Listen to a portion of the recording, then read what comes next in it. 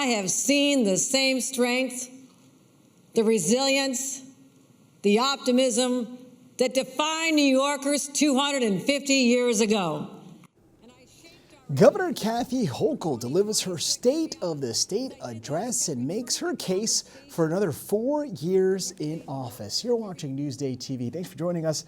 I'm Ken Bufa. The governor addressed issues like the environment and education and outlined her plans to reduce costs for New Yorkers, including help for childcare. We're promising universal pre-K for every single 4-year-old by 2028. And this year, we'll pilot community-wide childcare to provide year-round, full-day, affordable care for newborns to 3-year-olds. Hochul says she also plans to lower car and homeowners insurance costs.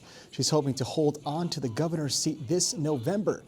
Doug Geed was in Albany for the address. In a few moments, he'll bring us more, including the response from Hochul's Republican challenger, Nassau County Executive Bruce Blakeman. Switching gears now, 2 people who killed and dismembered a husband and wife and then scattered their body parts across Long Island have been sentenced. A judge gave Alexis Nieves and Jeffrey Mackey 11 years in prison each. They could have faced life sentences. The 2 got the reduced sentences after defense lawyers argued the victims, Malcolm Brown and his wife Donna Connolly, abused the 2 while they lived together in 2024. And dozens of people came together in Port Jefferson to remember Renee Good, the mother shot and killed by an ICE agent in Minneapolis. The 37-year-old mother of 2 was killed last Wednesday. Some 80 people braved the cold to hold signs with Good's photo on them. They were honoring her life and protesting her death. They're also demanding ICE agents leave. And Walmart has to cough up $60,000 to a Long Island employee who accused the retail giant of discrimination. According to the federal lawsuit, Walmart revoked disability accommodations from a woman who worked at its Farmingdale Supercenter in 2020. She was fired a year later. Federal law prohibits firing an employee because of a disability or the need for a reasonable accommodation. All right, now let's look at your weather for tomorrow to see if we'll have another day like today, but we will, just less sun. Temps near 50. Check it out, 48. And of course, we'll have that 7-day forecast for you later in the broadcast.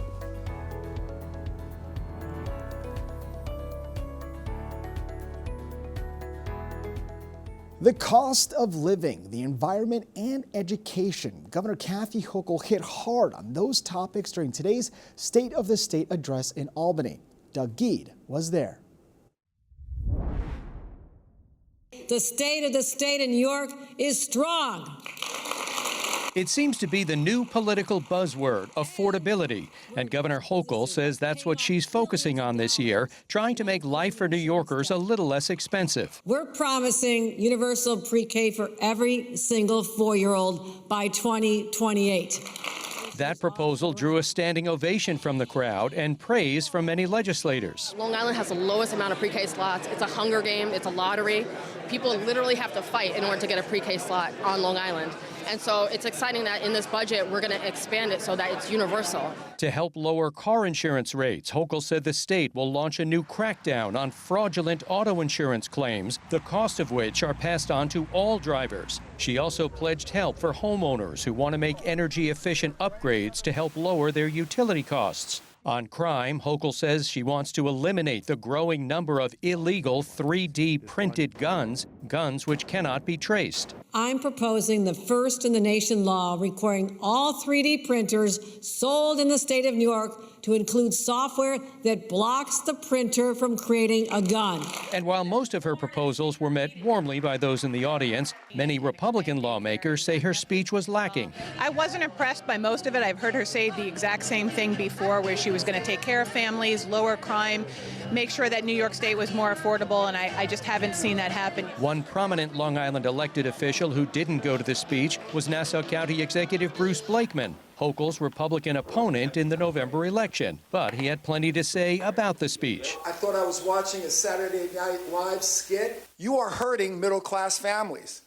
There's a reason why hundreds of thousands of people have left the state under your tenure. Hochul's speech kicks off the state legislative session, which runs until June. How many of her proposals pass or how much they'll change after tweaking from lawmakers will all be part of the intrigue of politics at the state capitol in the coming months. In Albany for Newsday TV, I'm Doug Geed.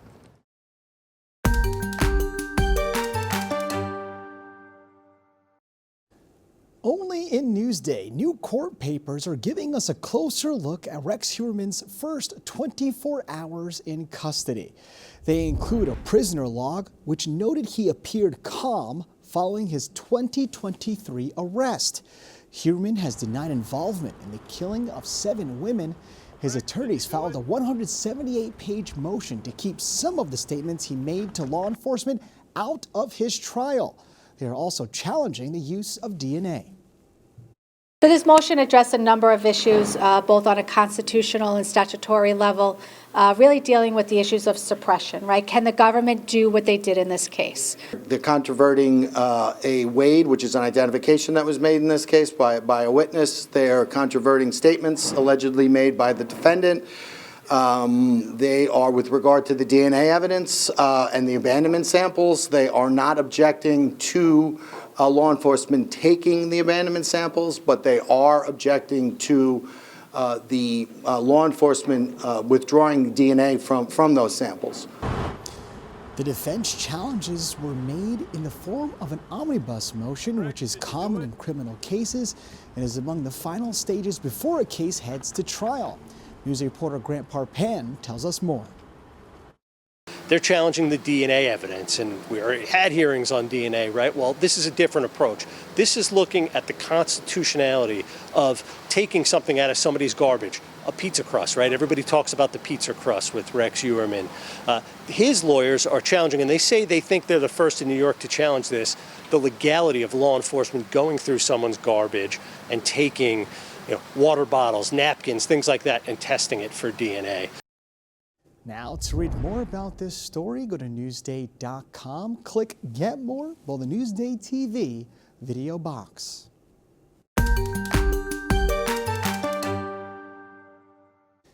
Another story that's only in Newsday, 2 new laws take effect this new year, expanding coverage for cancer treatments. Virginia Huey looks at the impact of these laws. If you look up and stare straight ahead. When Diane Anderson was diagnosed with stage 1 breast cancer in August, she decided to try scalp cooling. It's a treatment that helps reduce hair loss by lowering the temperature of the scalp during chemotherapy. I really didn't want to lose my hair. I figured with this disease, that is the only thing I can control. Scalp cooling is expensive, costing between $1,500 to $3,000 per treatment, and it's often not covered by insurance. But now that's changed here in New York. Gorgeous. Starting this month, New York became the first state in the nation to require large group market health insurers to cover scalp cooling treatments. Assemblymember Linda Rosenthal introduced the bill 8 years ago. Cancer doesn't choose whether you're rich or poor, but the treatment often depends on what you can pay. And so this eliminates that disparity between women who can't afford it and those who can. I think it's really great that everybody will be able to get it and to be offered it so that they could, preserve their hair and sort of their dignity. What would you think about having to pay up to $3,000? I wouldn't have done it. I'm on a fixed income. I'm retired. I really couldn't have done that. Anderson considers herself lucky because a grant is paying for her cold cap treatments at Mount Sinai South Nassau Hospital. She says the new law will benefit many others. Who wouldn't be happy to get a service and not have to pay for it? So I think it's a good thing. Another new law expands breast cancer screening coverage for diagnostic imaging when recommended by a doctor. Coverage includes mammograms, breast cancer ultrasounds, and MRIs. This new law, because it eliminates the cost sharing for the patients, this may encourage them to get the screening done, especially for women who are at high risk for breast cancer. For Newsday TV, I'm Virginia Huey. Now To read more about the expanded coverage, go to Newsday.com, click Get More below the Newsday TV video box.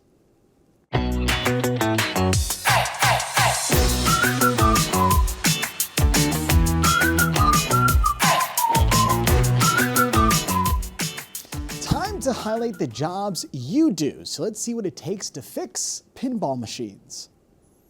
Grab your quarters, we're fixing pinball machines. If you ever played on a pinball machine, you're used to the steel ball, flippers, and flashing lights. But Danny D'Elia is more interested in what is going on underneath. That's a lot. It's amazing. This is a lot. Hi, I'm Danny D'Elia. I'm a pinball technician. I've been doing it 50-something years. I enjoy it because it's a sense of satisfaction when the machine's not working and I do whatever I do and get it working. For decades, D'Elia has been working on the mechanisms behind the decades-old game. And to be a repairman, you'll need to get rolling on your electrical skills. The older pinball machines are electromechanical, which means it's all relays and contacts. Then the newer stuff came out as digital, which is printed circuit boards. Not only that, you better get good at finding the problem, because each pinball machine is just as unique as the last. So what's the hardest part about pinball repair? Troubleshooting. When you come in and you have a problem, you got to figure out what's not happening depending on the degree of the problem. Now, over the years, D'Elia says video games and other forms of entertainment have pulled pinball machines out of the spotlight. I used to go to 15, 20 bars a day, 6 days a week for about 10 years. But in his book, nothing comes close to the hours that can be lost flipping away. Pinball machines are much more interactive with you. Do more, and there's physical stuff going on. You hit a ball that goes and hits other things. So if you want to be the one who keeps the silver ball alive one flip at a time, D'Elia says it's well worth it. And I always get a sense of accomplishment when something's not working, when I get there and I get it working. It's a fun game, too. Now, to see more LI Work segments, go to Newsday.com, click Get More below the Newsday TV video box.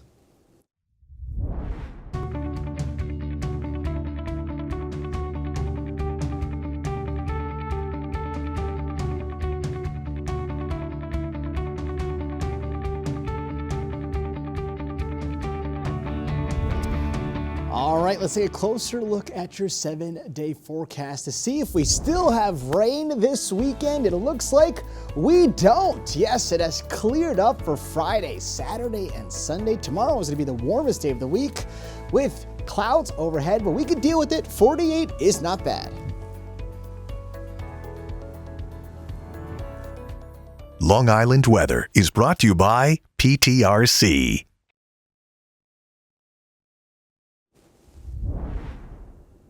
Now, for more on the stories you've seen here today, head over to Newsday.com. Click Get More below the Newsday TV video box. I'm Ken Bufa. More news coming up.